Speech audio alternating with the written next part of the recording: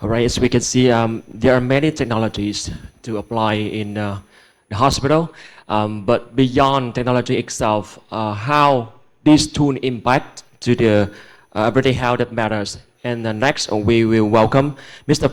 Tuan Anh Nguyen from OneMedic.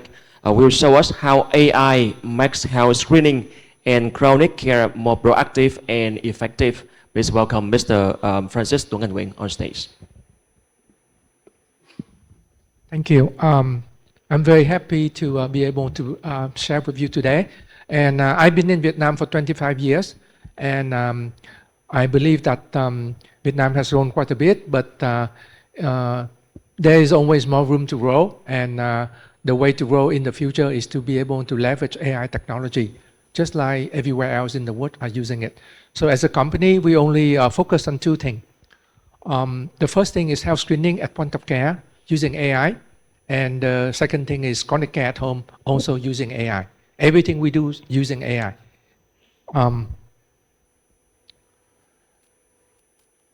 So we are a year-old company. Currently, we have 9 AI-powered solutions that that we license to Vietnam, and that we license to Vietnam. And we've already used it over the last 1 year to install at over 20 hospitals. We've already screened about 100,000 patients for lung and TB, and then we screened about 15,000 people for cardiovascular disease and about 5,000 for breast cancer. And for the chronic care, we also work very closely with the University of Medicine and Pharmacology, UMC, University Medical Center, to do an evidence-based case study before we launch that service in July of this year. So our ecosystem is actually very simple. At the top layer, you have the component for patient and family member, because we are a patient-centric solution. At the second layer, you have solution for healthcare provider, and at the bottom layer, you have the centralized health data repository. That's simply our architecture. So the family member would have the personal health record, which they can take with them anywhere, both inside and outside Vietnam. We have the Medic box, which basically allow the patient to connect medical equipment at home to the centralized data repository without the use of any third-party app. You just wear on the medical equipment. The equipment will pump the data to the centralized repository, and then it's available on your PHR, which you can set to your doctor on your EMR. No third-party apps required, no intervention, automatic. And then your family member from wherever they are in the world can actually use the Medic bot, and the Medic bot allows you to interact with the data of the family member or of the, if it's a doctor, of the patient that have given you authorization. That's at the top layer. And the middle layer, you have the EMR for doctor, the doctor and nurse app, again, the Medic bot, allowing doctor to be able to work with data for the patient, assuming that the patient only authorized them. And then we have something which is very unique, which is Medic Nook, similar to UDE and APS-PI, except it's different in the following ways. So the whole ecosystem that we have applied across the entire medical care process, from screening to diagnosis to treatment. The complete process is covered by our ecosystem. And here is where our Medic Nook is different from UDE or EPS-PI.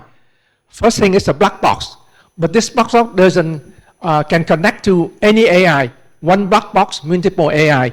And the reason why we do this is because of the following. Today, we have to depend on AI from outside of Vietnam. It is our plan and our goal to replace the AI outside of Vietnam with AI made in Vietnam. So when we deploy AI at the hospital must not see the user interface of the AI.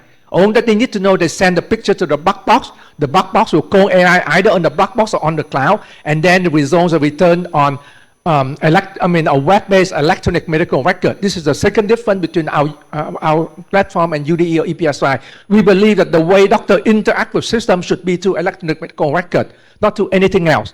Because so AV screening, whether it's breast cancer, lung cancer, cardiovascular, all return a separate page in an electronic medical record.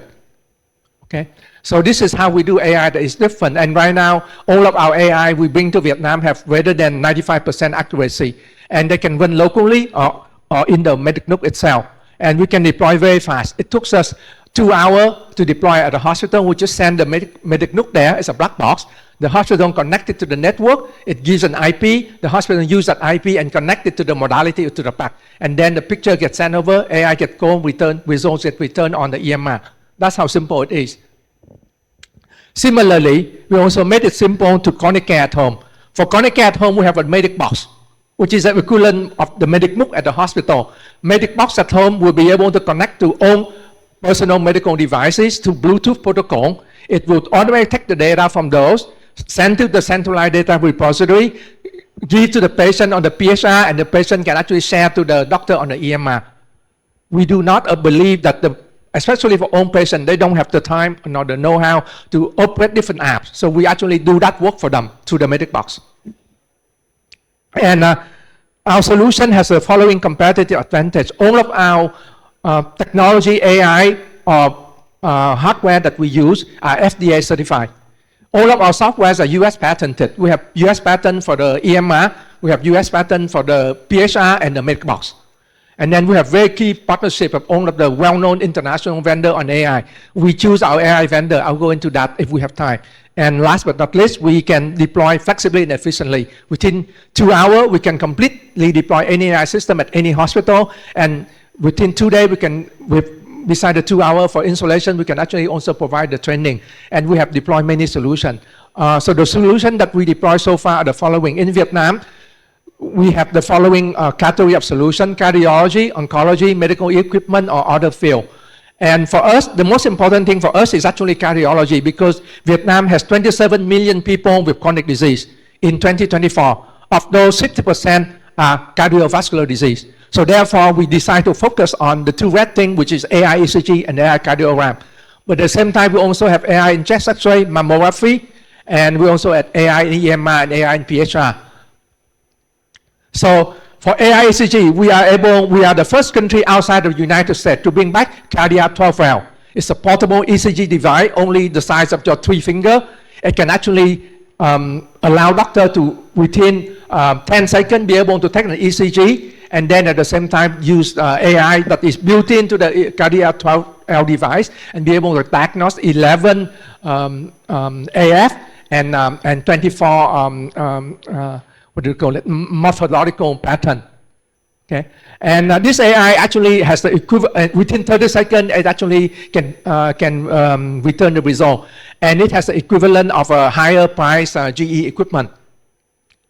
Now, let's say that you have cardiovascular condition and you already detected at the clinic, but then you need to do deeper analysis. Then you can go to the hospital and get an AI echo. So we've already deployed AI echo at 5 different hospitals in Vietnam, including the top 3, Bạch Mai, Chợ Giấy, and University Medical Center. At the same time, and also 2 other private hospitals, which I shall not name for now because they don't want it. So, so the thing is that with echocardiogram, you can actually, normally without AI, it will take 50 minutes. But with AI, you actually get the result in 2 minutes. So now, however, the difficulty with dynamic picture is that the doctor have to be very good at taking the picture and cutting the different sections of the picture. So if the doctor do not know how to do that well, then the AI is garbage in, garbage out. So that is very important. There's some hospital that in the beginning, they didn't know how to take picture or cut the different sections of the picture, and they said the AI does not work. But in fact, the AI does work. It's just that doctor need to know how to take picture and cut picture properly. Likewise, for lung, we have Lunit. We've been working with Lunit since 2020. Lunit for us is actually the best, except for Analyst, which is faster than Lunit. Lunit is the most well-performing and at the most reasonable price of all of the AI. Analyst is very expensive, $1 per scan. Lunit is 30 cents per scan. However, Lunit can actually detect 10 different types of lung disease. And then the reason why we use AI is not to do away with doctor, but that actually can increase the clinical outcome by 20%. It can reduce the cost by 40%. And most importantly, it improves the patient experience, because within 30 seconds, the patient can actually get the result. This is my own chest X-ray, send up to Lunit and get the result back in 30 seconds. Likewise, for MMG, In Vietnam, we've already deployed LUNET MMG at the few hospital, and actually it's the most trusted solution among all of the MMG AI solution, and it's actually become the national standard for New Zealand as well as for some other country.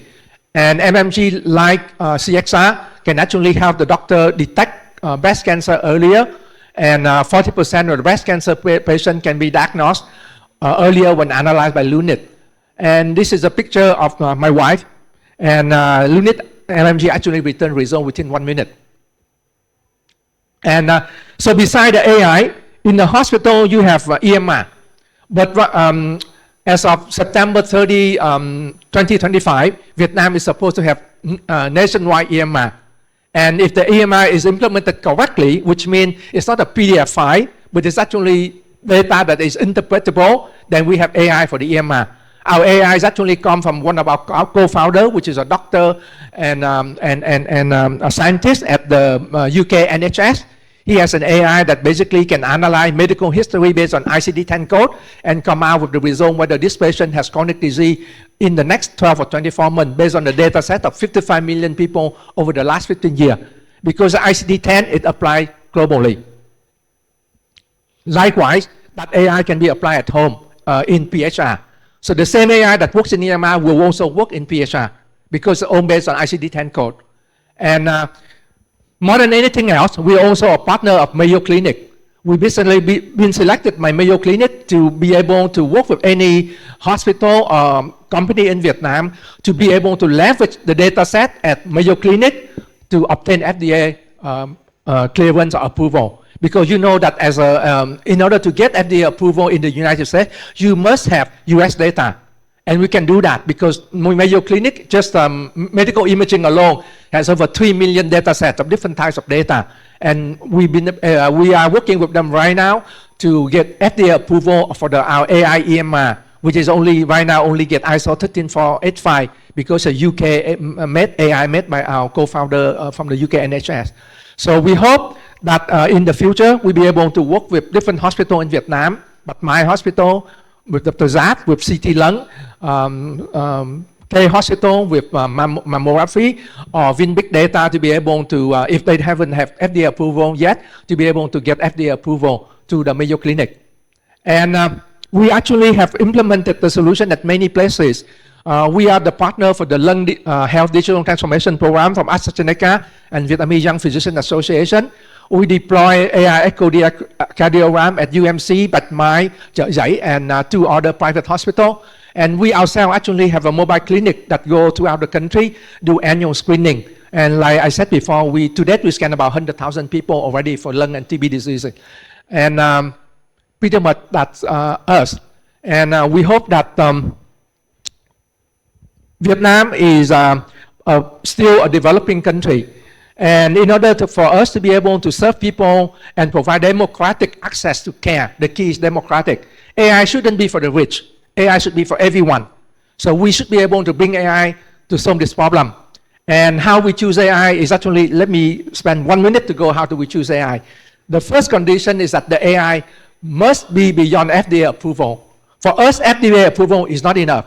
We require that the AI must, the data set for training the AI must have at least 100,000 to 1 million.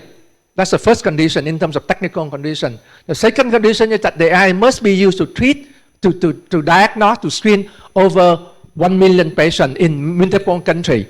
And the third condition is that the specificity, the sensitivity, and the accuracy of the AI must be above 90%. So the reason why we have to use AI from outside Vietnam is if you ask AI provider in Vietnam those 3 questions, I don't know to date how many can answer positive to all those 3. The second condition for us to bring AI to Vietnam is that AI have to have national-wide impact. That's why to date we only have 4 AI. AI for ECG, AI for echo, lung, and breast. There are many AI vendors approaching us to bring their AI to Vietnam, but we ask them, are doctors willing to try? Are doctors interested to pay? If those 2 are no, then we don't bring the AI home. And last thing is that the AI must be affordable. So that's how we choose AI to bring to Vietnam. And we hope that our choice of AI will help to improve the medical condition of Vietnamese people even in remote places. And I'm also the vice chairman of the AI Technical Committee of the National Health Information Center, which is the part of the Ministry of Health. Thank you.